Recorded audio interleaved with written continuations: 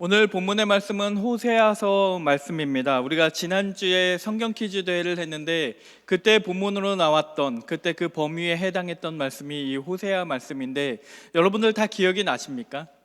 거기 호세아서 문제 중에 이 두 가지 문제가 나왔었어요. 이 호세아의 자녀들 이름이 무엇인지가 나왔었고 또 이 고멜이라는 그 아내를 얼마를 주고 다시 사왔는지에 대한 질문이었습니다. 오늘 이 본문의 말씀은 그 호세아가 그 고멜에 어떻게 결혼을 하고 어떻게 그녀를 다시 사오는지의 이야기일 뿐만 아니라 그 자녀들의 이름의 뜻이 무엇인지, 그리고 하나님께서는 이 모든 이야기들을 통해서 어떤 말씀을 하고 싶으신 건지 우리가 살펴보고자 합니다. 우리 옆 사람과 함께 인사하겠습니다. 하나님의 사랑을 깨달읍시다.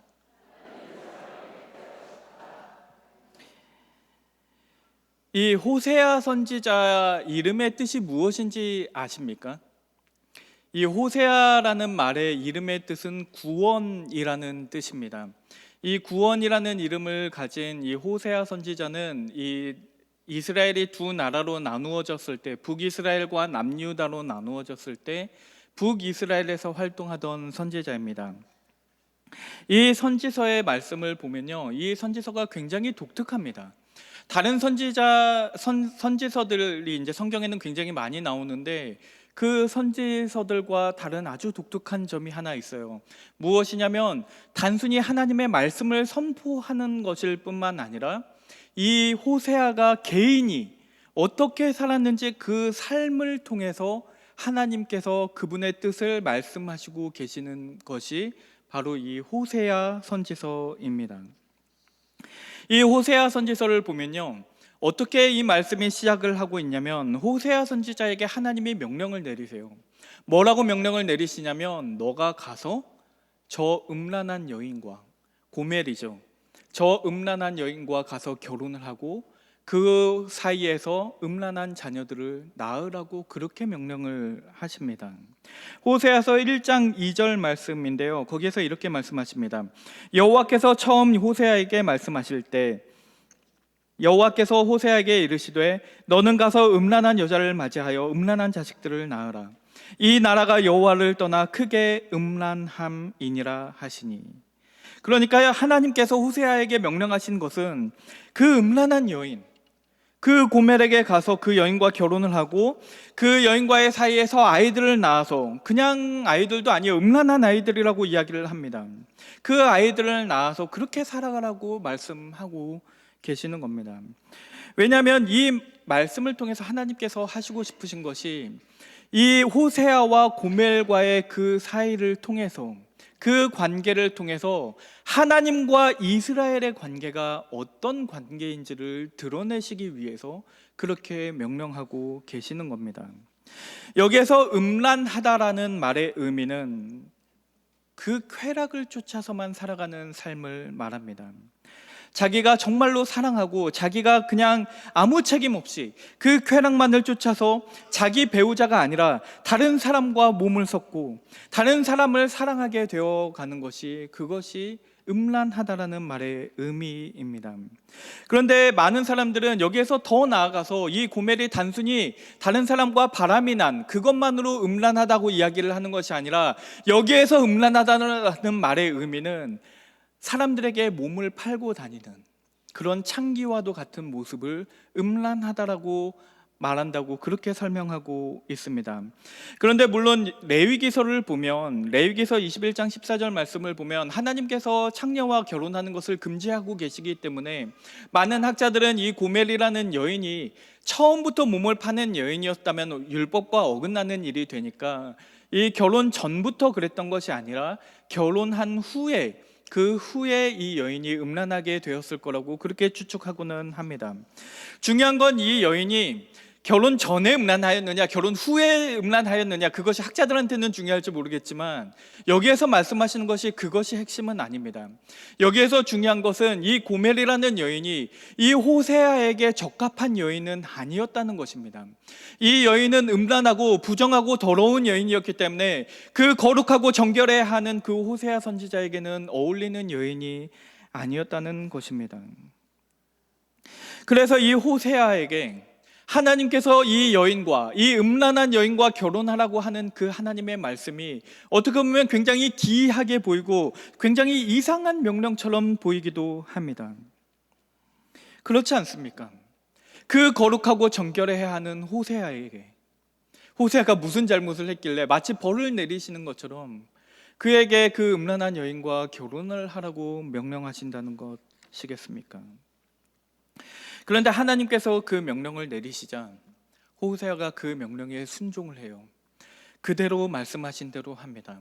그 고멜을 찾아가서 결혼을 하고 그 여인과의 사이에서 3명의 자녀를 낳습니다. 그 자녀의 이름이 이스르엘, 로루아마, 그리고 로암미. 우리 성경 퀴즈에 나왔던 거죠. 이 이스르엘, 로루하마, 로암미, 이 3명의 자녀를 낳습니다.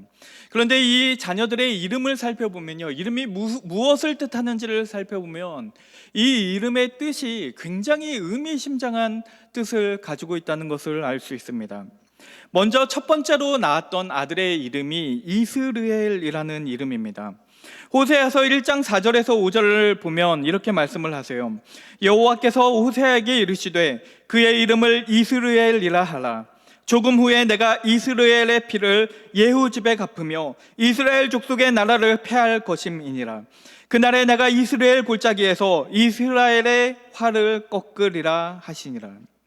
그러니까 하나님께서는 첫 번째 아들, 호세아의 첫 번째 아들에게 뭐라고 얘기를 하셨냐면 이스라엘이라고 이름을 붙이라고 명령하셨습니다. 이 이스라엘이라는 말은 이 2가지의 뜻을 가지고 있습니다. 첫 번째는 엘이 하나님이니까 하나님께서 이스르를 하신다. 그러니까 흩어버리신다는 이야기를 뜻을 가지고 있습니다. 하나님이 흩어버리신다. 그리고 또 다른 뜻은 이스르엘, 하나님께서 씨를 뿌리신다라는 의미를 가지고 있어요. 그런데 여기에서 쓰인 뜻은 첫 번째 뜻입니다. 하나님께서 흩어버리시겠다, 이 뜻을 가지고 있습니다. 여러분들이 이스라엘이라는 이 단어를 들었을 때 처음 느끼는 생각이 무슨 생각이 드십니까? 이스라엘하고 굉장히 비슷하다는 생각이 들지 않으십니까? 이스라엘, 이스르엘. 그러니까 하나님께서는 의도적으로 이 이스르엘이라고 말씀하고 계시는 겁니다. 너희가 원래는 이스라엘이었는데 내가 너희를 이스르엘 하리라. 이스라엘의 뜻이 무엇이었습니까? 이스라엘이라는 이름의 뜻이 야곱이 하나님과의 씨름에서 이겼을 때 하나님을 이긴 자라는 뜻을 가지고 있었어요. 그러니까 그것이 너무나 중요한 뜻이었기 때문에 이스라엘 백성들에겐 우리가 하나님을 이긴 자, 하나님께서 우리와 함께 하신다, 이것을 굉장하게 중요하게 생각했기 때문에 그들의 나라의 이름을 이스라엘이라고 할 정도로 그 뜻의 이름을 굉장히 귀중하고 소중하게 여겼는데, 하나님께서 이제 너희를 이스라엘이라고 말하는 것이 아니라 이스르엘, 내가 너희를 흩어버리리라, 그렇게 말씀하고 계시는 겁니다. 이 이스라엘이라는 이 단어의 뜻은 단순히 흩어버린다는 것 이상의 뜻도 가지고 있습니다. 왜냐하면 이 이스라엘 안에는 이스라엘이라는 지명을 가진 지역이 있었기 때문이에요. 그 이스라엘이라는 지역이 어떤 지역이었냐면 그곳에서는 이스라엘이 수많은 전투를 치렀던 곳입니다. 그리고 대표적으로 그 이스라엘 골짜기에서 예후라는 왕이, 그 지금 북이스라엘의 선주격인 그 왕이 무슨 짓을 했냐면 거기에서 수많은 사람들의 피를 흘려요. 그런데 하나님께서 이스라엘 골짜기에서 너희를 이스라엘 하겠다고 말씀하시는 겁니다. 너희를 내가 항상 승리로 이끌었던 그곳에서, 너희가 전투를 하던 그곳에서 내가 너희를 진멸시키리라. 마치 예후가 그곳에서 무수한 사람들을 진멸시켰던 것처럼 이제는 내가, 예후가 그랬던 것처럼 예후의 자손인 너희들을 내가 흩어버릴 거라고 말씀하고 계시는 겁니다. 그리고 나서 두 번째 자녀의 이름을 뭐라고 하냐면 로루하마라고 합니다. 딸이었는데요, 이 호세아서 1장 6절 말씀을 보면 이렇게 말씀하십니다. 고멜이 또 임신하여 딸을 낳음에 여호와께서 호세아에게 이르시되 그의 이름을 로루하마라 하라. 내가 다시는 이스라엘 족속을 긍휼히 여겨서 용서하지 않을 것임이니라. 여기에서 로루하마라는 이 단어는 이 앞에 로가 붙은 겁니다. 루하마라는 단어가 있는데 그 앞에다가 로를 붙여놓은 거예요. 근데 이 로라는 단어는 영어로 따지면 not 아니면 no라는 뜻을 가지고 있습니다. 부정을 의미하는 거예요. 그러니까 루하마라는 말은 루하마가 아니다라는 뜻을 가지고 있습니다. 그러면 이 루하마라는 것이 무엇을 뜻하냐면 이 어머니의 자궁을 뜻하는 단어인 라함에서 나온 이 단어입니다. 그러니까 이 루아마라는 것은 하나님의 그 어머니 되심, 그 자궁에 그 자녀를 품고 그 자녀를 사랑하고 긍휼히 여기고 보호하고 지키고 싶어하는 그 마음이 루하마라는 마음이에요. 그런데 그 앞에다가 로를 붙이셨어요. 루하마. 내가 너희를 그렇게 사랑하지 않고 내가 너희를 긍휼히 여기지 않을 것이라고 말씀하시는 겁니다. 그 당시에 이스라엘 사람들은 어떻게 생각을 했냐면요, 하나님을 굉장히 우습게 생각했습니다. 왜냐하면 하나님께서는 늘 그들을 용서하셨기 때문이에요. 그들은 하나님께서 긍휼이 많으신 분이고 노하기를 더디하시며 인자가 풍성하신 분이라는 것을 너무나 잘 알고 있었습니다. 그래서 그들이 아무리 잘못을 저질러도 하나님께서 늘 그 뜻을 돌이키시고 그들을 회개하게 하시고 그들을 사랑하시니까 그들이 그냥 아무렇게나 해도 상관이 없다고 생각을 했던 겁니다. 지금까지 계속 그렇게 하셨으니까 오늘 하나님께서 다시 우리를 품어주시겠지, 우리를 긍휼히 여기시고 우리를 사랑하시겠지라고 그렇게 생각을 했던 겁니다. 그런데 그들에게 하나님이 뭐라고 말씀하시냐면 내가 너희를 로루하마라 하리라. 내가 다시는 이스라엘 족속을 긍휼히 여겨서 용서하지 않을 것이라고 그렇게 성경이 말씀하고 계십니다. 그리고 마지막 아들인 로암미가 등장을 합니다. 이 로암미라는 말의 의미는 이 세 명의 자녀들 중에서 가장 충격적인 의미를 가지고 있고 가장 극단적인 의미를 말씀하고 계십니다. 여기서도 마찬가지로 로암미, 여기서 로라는 것은 아니라는 뜻입니다. 그러니까 암미가 아니라는 거예요. 이 암미라는 단어의 뜻은 내 백성, 내 자녀라는 뜻이니까 내 자녀가 아니다, 내 백성이 아니라고 말하고 있는 겁니다. 자녀의 이름을 그렇게 지으신 거예요. 내 백성이 아니다, 내 자녀가 아니다. 호세아서 1장 9절을 보면 이렇게 말씀을 하십니다. 너희는 내 백성이 아니요 나는 너희 하나님이 되지 않을 것임이니라.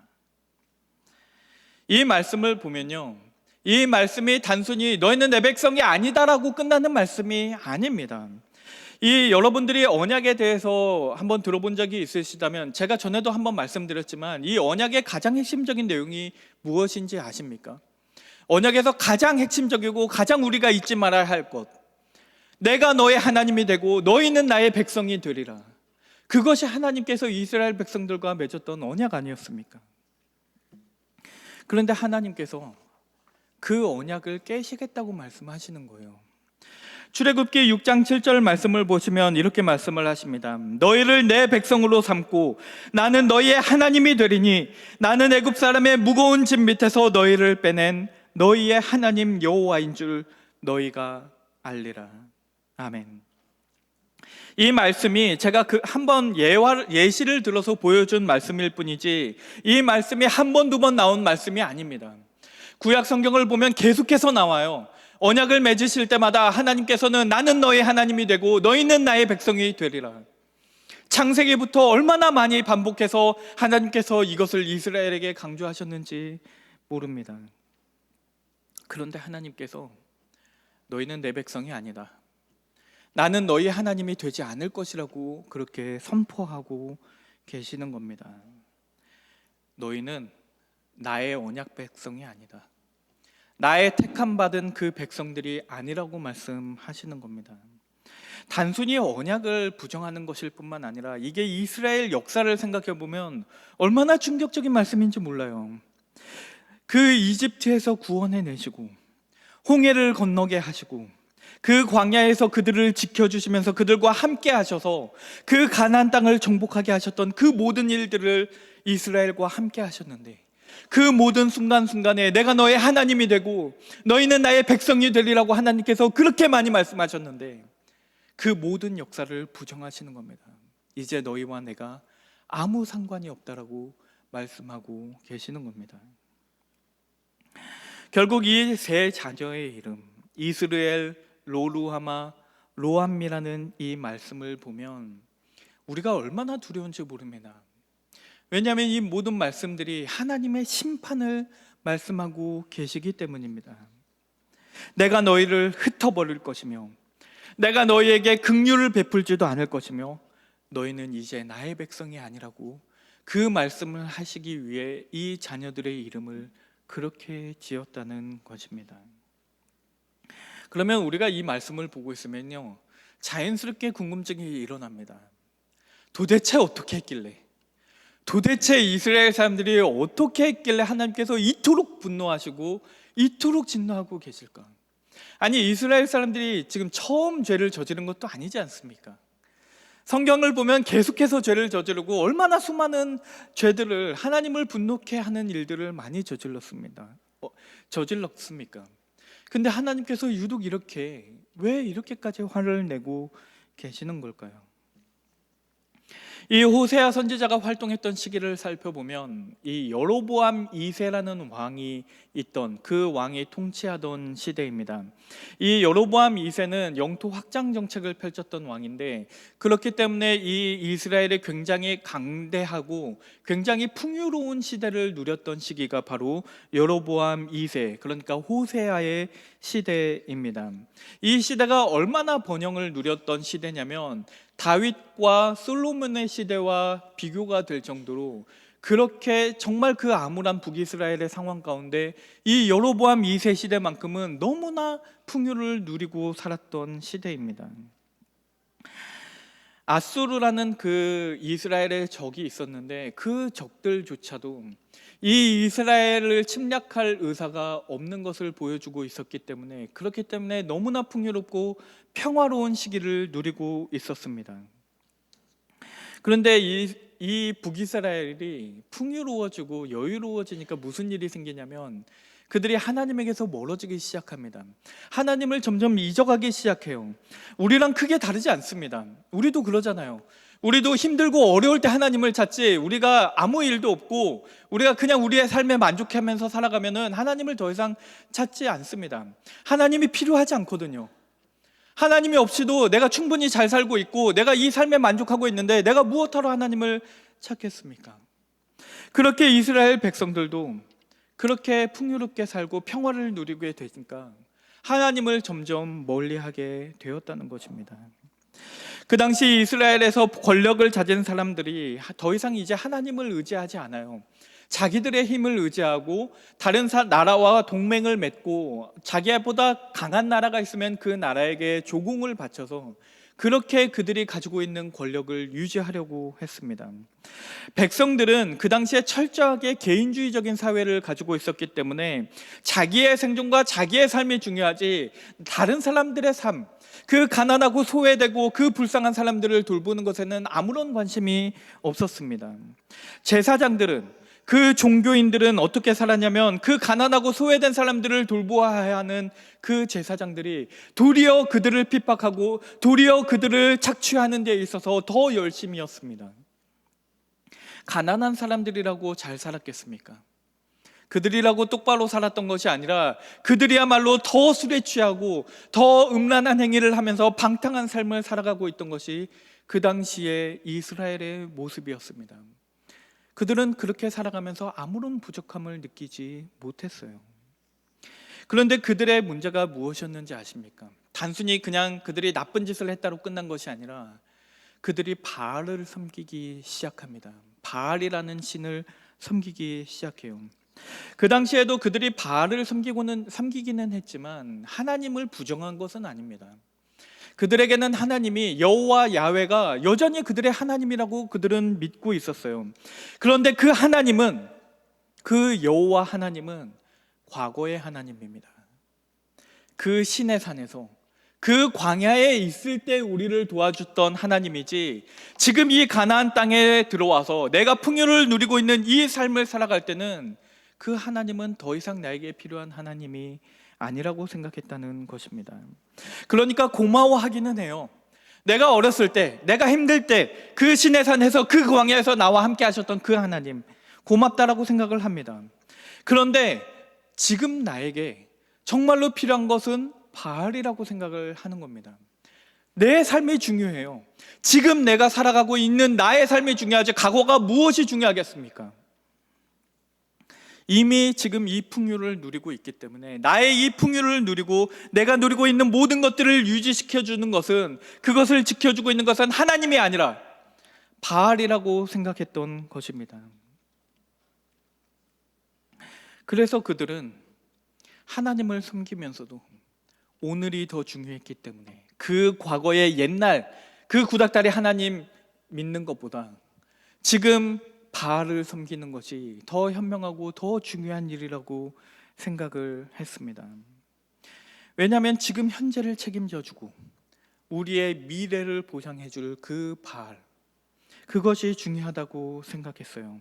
우리가 먹고 마시고 입고 자는 것은 모두 바알이 주는 것이라고 생각했기 때문입니다. 왜 그렇게 생각했는지 아십니까? 왜 그들이 그렇게 생각을 했냐면 그들이 눈으로 보았기 때문이에요. 그들이 가나안 땅에서 살아가고 있는 그 이방인들을 봤어요. 이방인들이 하나님을 믿지 않고 그들은 쾌락을 추구하면서 살아가고 있는데 그들이 풍요롭게 살아가는 모습을 본 겁니다. 그러니까 그 이방인들을 바라보면서 그들도, 이스라엘 백성들도 그 이방인들이 부러운 겁니다. 야, 저렇게 쾌락을 쫓으면서도 저 풍요로움을 누리면서 살아갈 수 있구나. 하나님을 섬기지 않아도 아무 문제가 없구나. 그러면서 그들을 쫓아서 그들의 삶의 방식대로 살아가기 시작했다는 것입니다.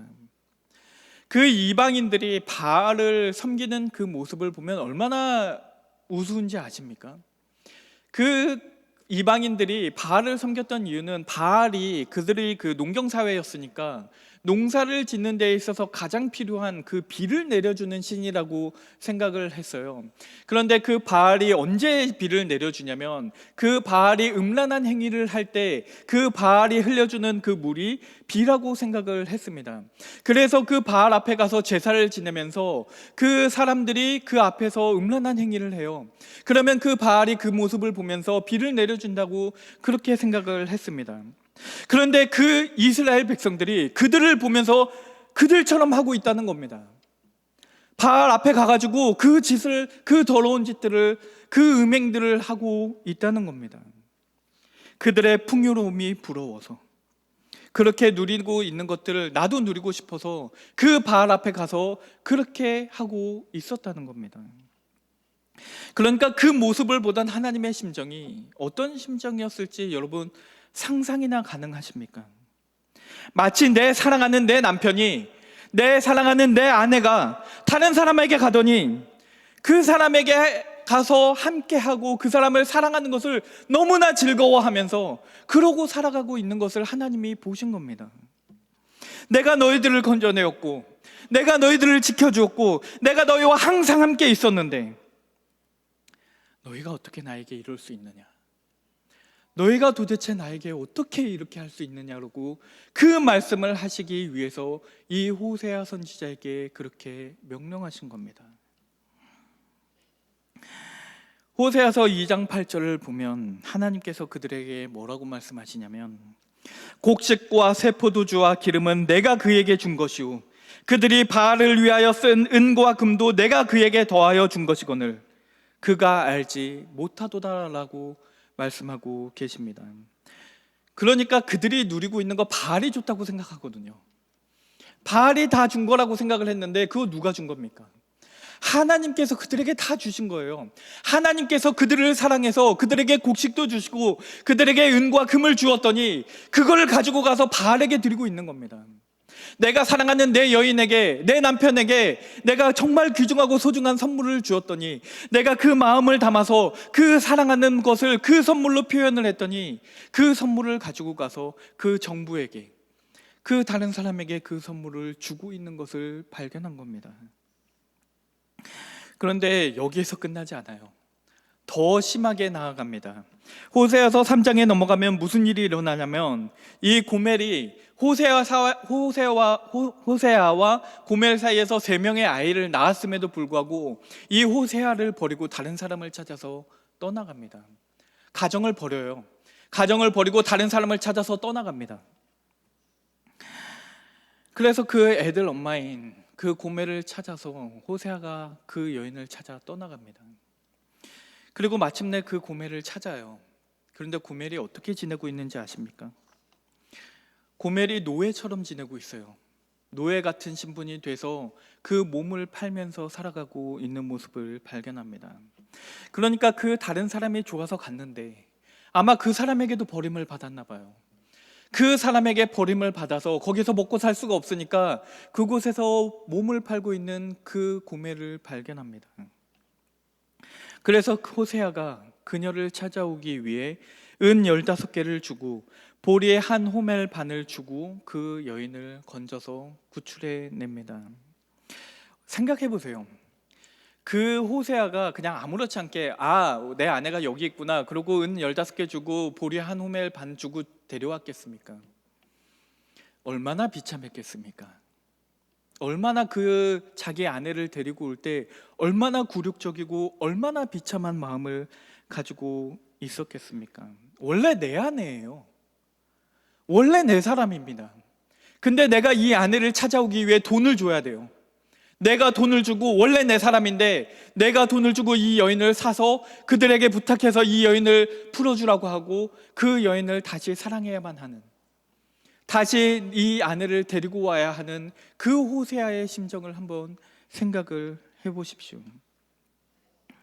여러분들은 이 이야기가 단순히 호세아와 고멜의 이야기로 끝나는 이야기 같습니까? 하나님께서 호세아와 고멜을 통해서 하시고자 하는 말씀이 뭡니까?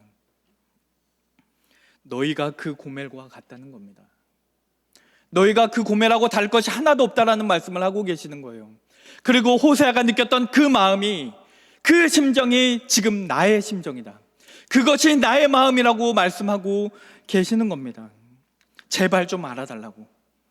너희가 그 바알 앞에 가서 춤을 추고 너희가 음란한 행위를 하는 그 모습을 보는 나의 심정이 어떠한 심정인지 너희 아느냐? 제발 내 마음 좀 이해해달라고 말씀하시는 것이 호세아서라는 말입니다. 여러분들은 이 호세아 선지서를 읽으면 어떤 생각이 드십니까? 저는 불쌍합니다.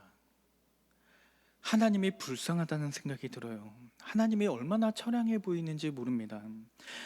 안타깝다라고 하는 것이 더 옳은 표현인지도 모르겠습니다. 그런데 이 모습을 보면요, 마치 연인 관계에서 항상 더 사랑하는 사람이 약자인 것처럼 이 하나님과 우리와의 관계에서 우리가 하나님을 사랑하는 것보다 하나님이 우리를 더 사랑하시기 때문에 마치 하나님께서 더 약자인 것처럼 보인다는 말입니다. 너무나 사랑해서, 우리를 너무나 사랑해서 우리가 볼 때는 이 성경 말씀을 읽어보면 이 더럽고 부정하고 음란한 이 고멜 그냥 버리면 좋겠는데 하나님께서 그 고멜을 버리지 못하고 다시 그 값을 주고 사오고 다시 그 여인을 용납하고 사랑하고 있는 모습을 보면 그것을 통해 나의 사랑을 그들에게 전달하라고 하는 그 하나님의 모습을 보고 있으면 하나님이 불쌍해 보인다는 말입니다. 저도 이 불쌍하다라는 말이 적절한 표현이 아니라는 것은 잘 알고 있습니다. 신학적으로 보면 우리가 어떻게 하나님에게 감히 불쌍하다라는 말을 할 수 있겠습니까? 불쌍한이라는 말과 하나님이라는 이 두 단어가 어떻게 하나의 단어가 될 수 있겠어요? 하나님이, 그 거룩하고 위대하시고 전능하신 하나님께서 어떻게 불쌍하신 하나님이 될 수 있겠냐는 말입니다. 이 세상을 초월해 계신 그 하나님께서 불쌍하다라는 말이 가당키나 한 말이겠습니까? 그런데 이 호세아를 읽고 있으면 제 마음이 너무나 아픕니다. 그 더럽고 그 부정하고 음란한 고멜을 향해서 그래도 내가 너를 사랑한다. 그래도 네가 나의 아내이다. 그렇게 말씀하고 계시는 하나님을 보면 얼마나 그 가슴이 미어지는지 모릅니다. 그 말씀, 내가 너희를 아직도 사랑한다. 너희는 나의 거룩한 정결한 신부라고 말씀하시는 것이 바로 오늘의 본문 말씀입니다. 호세아서 1장 10절 그리고 1장 10절부터 2장 1절까지의 말씀을 보면 하나님께서 이렇게 말씀하십니다. 그러나 이스라엘 자손의 수가 바닷가의 모래같이 되어서 헤아릴 수도 없고 셀 수도 없을 것이며 전에 그들에게 이르기를 내 백성이 아니라 한 그곳에서 내가 그들에게 이르기를 너희는 살아계신 하나님의 아들들이라 할 것이라. 이에 유다 자손과 이스라엘 자손이 함께 모여 한 우두머리를 세우고 그 땅에서부터 올라오리니 이스라엘의 날이 클 것이미로다. 너희 형제에게는 암미라 하고 너희 자매에게는 루아마라 하라. 아멘. 그러니까 하나님께서 이스라엘이라 하실 것이래요. 여기에서는 흩어버리시겠다는 것이 아니라 하나님께서 씨를 뿌리시겠다는 것입니다. 하나님께서 너희를 기억하고 있고 내가 너와 맺었던 그 언약을 잊지 않았기 때문에 아브라함과 이삭과 야곱에게 맺었던 그 언약을 내가 잊지 않고 있고 내가 너희를 사랑하고 있기 때문에 너희를 나의 아들들이라고 하겠다고 말씀하시는 것입니다. 내가 너희를 이제 너희를 암미와 루하마라고 하겠다고 말씀하셨어요. 다시 말하면 내가 너희에게 긍휼을 베풀 것이며 그 어머니와 자궁같이 어머니의 자궁처럼 내가 너희를 보호하고 내가 너희를 지켜줄 것이고 내가 너희의 하나님이 되고 너희는 나의 백성이 되리라고 다시 한번 말씀하고 계시는 겁니다. 너희는 로암이었고 너희는 로루하마였는데 이제 더 이상 로가 없어지고 이제 너희가 암미가 되고 루아마가 될 거라고 말씀하신 것입니다. 그럼에도 불구하고 내가 여전히 너희를 사랑한다. 마치 그 돼지를 치다가 아버지를 찾아온 그 아들을 맞이한 아버지처럼 얼마나 더러웠겠어요. 돼지를 치다 왔고 돼지와 함께 생활을 했고 돼지가 먹는 그 쥐염 열매를 먹다가 온 아들입니다. 얼마나 더러웠을지, 얼마나 냄새가 났을지 가까이 하기도 싫은 그 모습을 한번 상상해 보세요. 그런데 그 아들을 보자마자 아버지가 달려가서 그 아들을 껴안고 입을 맞춥니다. 그 아들을 전혀 더럽다고 생각하지 않아요. 내 아들이니까, 내가 사랑하는 그 아들이니까 그 아들을 껴안고 입을 맞춥니다. 그러니까 하나님께서는 우리가 여전히 더럽고 그렇게 부정하고 음란한 행위를 하던 고멜과 같은 사람인데 하나님께서 우리를 보시고는 달려와서 껴안으시고 입을 맞추신다는 것입니다. 여러분들은 사람이 언제 하나님 앞에 무너지게 되는지 아십니까? 언제 사람이 그 앞에서 무릎을 꿇고 회개하게 되는지 아십니까? 저는 사람이 하나님 앞에 무너지는 것은 하나님의 사랑을 깨달을 때 무너진다고 생각합니다. 죄를 깨닫는 것도 중요해요. 내가 죄인이라는 사실을 깨닫는 것도 너무나 중요하고 하나님이 우리와는 달리 얼마나 거룩하신 분인가를 깨닫는 것도 중요합니다. 그것을 통해서 우리가 회개할 수도 있을 거예요. 그렇지만 정말로 주님 앞에서 내가 무릎을 꿇고 눈물을 흘리게 되는 그때는 하나님이 우리를 사랑하신다는 것을 깨닫게 될 때입니다. 내가 세상에 나가서 내가 그것을 사랑하게 되었고 내가 그 세상에 빠져서 하나님에게서 멀어졌다고 생각을 했는데 내가 한참을 그렇게 헤매면서 하나님에게서 이제 멀리 나왔다고 생각을 했는데 어느 순간 옆을 보니까 내가 멀어졌던 만큼 하나님께서 나에게 가까이 다가오셨다는 것을 발견하게 되는 겁니다. 세상에 나갔을 때 내가 세상을 사랑하면 세상도 나를 사랑할 줄 알았어요. 그런데 이 세상은 얼마나 냉철하고 차가운지 모릅니다. 그것들은 나에게 사랑을 해주지 않아요. 그래서 그에게 버림받고 세상에 버림받아서 나의 몸을 팔면서 살아가면서 그렇게 나의 생계를 꾸리면서 살아가고 있습니다. 그런데 그때 하나님께서 우리를 찾아와서 값을 치르시고 여전히 너가 나의 신부이다, 너가 나의 아내이다라고 말하면서 우리를 사랑하고 계신다는 겁니다. 아모스 선지자는 하나님의 정의를 외쳤고 이사야 선지자는 하나님의 거룩하심을, 에스겔 선지자는 하나님의 주권을 선포했고 예레미야 선지자는 하나님의 임재를 강조해서 회개하라고 외쳤지만 호세아 선지자는 하나님의 사랑을 말하면서 너희가 회개하고 하나님에게 돌아오라고 말씀했습니다. 호세아 선지자의 이름은 아까 뭐라고 했는지 기억나십니까? 호세아의 뜻은 구원이라는 뜻을 가지고 있습니다. 여호수아라는 말과 여호수아라는 이름과 같은 의미를 가지고 있어요. 여호수아는 여호와께서 구원하신다라는 의미를 가지고 있어서 이 호세아와 여호수아는 같은 의미를 가지고 있는 단어입니다. 그리고 이 여호수아라는 단어를 헬라어로 번역하면 예수라는 단어가 됩니다. 예수 그리스도께서 호세아가 그러셨던 것처럼, 호세아가 그 삶을 통해서 하나님의 사랑을 드러냈던 것처럼, 이제 예수님께서 그 삶을 통해서 하나님이 너희를 얼마나 사랑하는지, 그 부정하고 더럽고 음행하는 너희들을 여전히 사랑하신다는 사실을 예수님께서 직접 보여주셨습니다.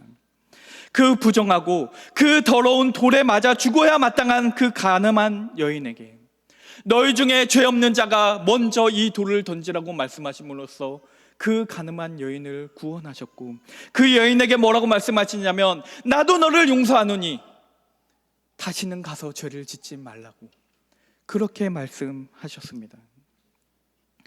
그리고 나서 다른 사람을 사랑해서 그 자신을 다른 사람에게 맡겼던 그 더럽고 음란한 고매를 다시 값을 치르고 사왔던 그 호세아처럼 예수님께서는 스스로 30세겔에 은 30세겔에 자기 자신을 팔리게 하심으로써 그 핏값으로 우리를 다시 사오셨습니다.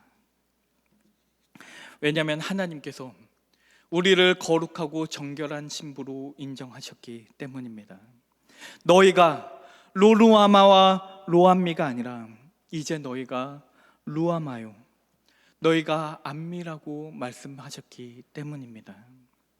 그렇게 예수님께서 십자가에서 하신 일, 너는 내 아들이라, 오늘 내가 너를 낳았도다라고 그 십자가 위에서 선포하고 계시는 것입니다. 많은 사람들이 호세아를 읽으면서 시험에 드는 것들이 있다면 어떻게 하나님께서 호세아 선지자에게 이렇게 가혹한 명령을 내리실까? 어떻게 하나님께서 이렇게 거룩하고 정결한 호세아에게 그 음란하고 부정하고 더러운 그 고멜과 결혼을 시킬 수 있는가? 그것에 많은 사람들은 의문을 품습니다. 왜냐하면 그 고멜이 나라고 생각을 하지 않기 때문이에요. 그 고멜과 나를 일치시키고 생각하지 않기 때문에 마치 이 말씀을 읽으면서 제3자의 입장에서, 아니면 내가 마치 호세아 선지자가 됐냐, 거기에 감정을 이입하고 이 말씀을 읽고 있습니다. 그런데 이 말씀을 계속해서 읽어보면 내가 고멜이었다는 사실을 깨닫게 됩니다. 내가 고멜이었구나. 내가 고멜이었는데, 내가 그 음란하고 부정하고 더러운 고멜이었는데 하나님께서 우리를 찾기 위해서, 우리를 값으로 사시기 위해서 이 땅으로 오셨다는 사실을 우리가 깨닫게 되면 그때 우리가 무너지고, 그때 우리가 그 앞에서 아무 말도 할 수 없게 되는 것입니다. 하나님께서는 그 더럽고 음란한 고멜과 같은 우리를 다시 사랑하시고 우리가 돌아오기를 기다리고 계십니다. 예수님께서 그 음란하고 부정했던 우리를 다시 값을 주고 사셨고 변함없이 너희를 사랑한다라고 말씀하십니다. 호세아 6장 1절에서 이 모든 일을 겪었던, 그의 삶으로서, 그의 경험과 체험으로서 이 모든 것을 겪었던 호세아가 우리에게 말합니다. 오라, 우리가 여호와께로 돌아가자. 여호와께서 우리를 찢으셨으나 도로 낫게 하실 것이요, 우리를 치셨으나 싸매어 주실 것입니다. 오늘 이 말씀을 기억하시면서 하나님의 사랑을 기억하시고 그 사랑을 체험하시면서 살아가시는 새하늘교회 성도님들 되시기를 주의 이름으로 축원합니다. 우리 기도하겠습니다. 사랑과 은혜가 풍성하신 하나님 아버지, 우리가 이제 주님에게 돌아가기를 원합니다. 우리의 죄를 용서하시고 우리를 거룩한 신부로서 살아가게 하여 주시옵소서. 우리가 하나님의 관계를 통해서 음란의 자식을 낳는 것이 아니라 성령의 열매를 맺게 하여 주시옵소서. 예수님의 이름으로 기도드립니다. 아멘. 우리 찬송가 435장